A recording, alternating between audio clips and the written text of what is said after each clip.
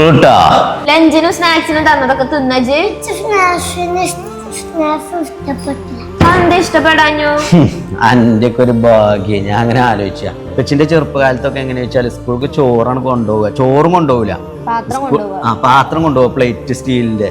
എന്നിട്ട് സ്കൂളിൽ നിന്ന് ചോറും കിട്ടും, ചെറുപയറും കിട്ടും. എന്നാ തന്നെ ചില കുട്ടികള് വീട്ടിൽ നിന്ന് ചോറ് കൊണ്ടുവരും. എന്നിട്ട് അതിൽ മുട്ട പൊരിച്ചതൊക്കെ ഉണ്ടാവും, ഓംപ്ലേറ്റ് ഒക്കെ. അതൊക്കെ കാണുമ്പോൾ അത് ഇങ്ങോട്ട് തുറക്കുമ്പോൾ അതിനൊരു സ്മെല്ല് വരാണ്ട്.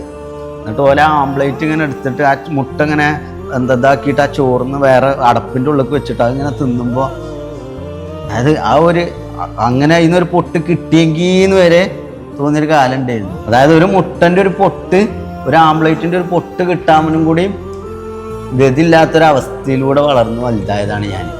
അതുകൊണ്ട് എന്താ വെച്ചാൽ എനിക്ക് നിങ്ങളോടൊക്കെ പറയാനുള്ളത് എന്താ വെച്ചാൽ, ഇന്നിപ്പോൾ ഒരു 2 ഡബിൾ ആംപ്ലേറ്റ് അടിച്ചിട്ട് വെച്ച് അപ്പം ഇതിപ്പച്ചി തിന്നട്ടെ കേട്ടോ, ഇതിന്ന് ചോദിച്ചു വരരുത് കേട്ടോ.